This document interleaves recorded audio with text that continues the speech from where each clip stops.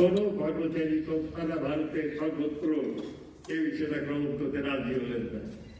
একটা প্রধান একটা আমাদের কাছে অভিজ্ঞতা হলো যে এআইআই-এর প্রতি আমাদের সাধারণ কর্মচারীদের যে সমর্থন কতটা সেটা আমরা বুঝলাম। এবং তারপরে আমাদের আন্দোলন চলতে লাগলো কি সাধারণভাবে মিটিং মিছিল ইত্যাদিগুলো। এবং আমাদের সম্ভবত অক্টোবর মাসে সেপ্টেম্বর মাসে গেল এবং আমি ঠিক তারিখটা বলে করতে পারছি না, কয়েক দু তিন মাস কথা পরে কলকাতাতে যে জেনারেল কাউন্সিল মিটিং হলো, এই জেনারেল কাউন্সিল মিটিং পর্যন্ত দেখা গেল রজনী পাটিল এলেন, কিন্তু তিনি বললেন যে এখনো পর্যন্ত দিল্লির কোনো সাড়া আমি পাইনি। তখন আমরা বললাম এই যে ঠিক আছে, আপনি চেষ্টা করুন, আমরা কিন্তু আন্দোলন চালিয়ে যাব।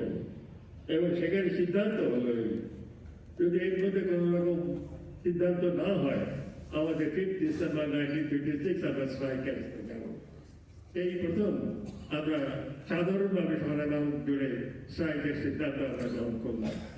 এবং তারপর থেকে আন্দোলন শুরু হলো সর্বত্র। এবং সেই আন্দোলনের এমন একটা প্রভাব সেখানে হলো যে প্রতিদিন খবরের কাগজে আমাদের খবর বেরোতে লাগলো যে কর্মচারীদের এখানে লড়াই হচ্ছে ইত্যাদি। এবং এই প্রসঙ্গে আর একটা কথা বলি, সেই সুবাদে অল ইন্ডিয়া ট্রেড ইউনিয়ন কংগ্রেসের জয়েন্ট সেক্রেটারি নেতা ছিলেন ইন্দ্রজিৎ গুপ্ত। ইন্দ্রজিৎ গুপ্ত তখন থাকতেন মালিগঞ্জে। তিনি প্রতিদিন দুপুরবেলা ট্রামে করে এই এসপ্ল্যানেডে এসে নেমে এখান থেকে হেঁটে যেতেন বউবাজার স্ট্রিটে, যেখানে টিউসির অফিস, সেই অফিসে তিনি তখন পার হতে চাইলেন। প্রত্যেক দিনই তিনি বলছেন আমাদের ডেকে বলুন কি তোমাদের কাজ, প্রতিদিন এভাবে এভাবে আন্দোলন করছে ব্যাপার। যাই হোক শেষ পর্যন্ত এবং ইতিমধ্যে ভারত সরকারের তরফ থেকে এবং পার্লামেন্টে তখন বামপন্থীরাই হচ্ছে সব থেকে বড় তারা বিরোধী পক্ষ তারা।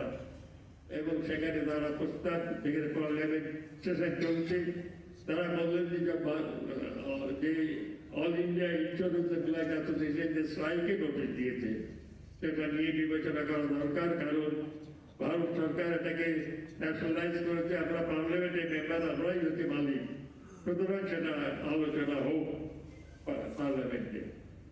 তার জবাবে কি চিকিৎসাচারী ফাইন্যান্স মিনিস্টার তিনি বললেন যে আমাদের যে আসল যে সেখানকার কর্মচারীদের ইউনিয়ন লাইফ অ্যাসোসিয়েশন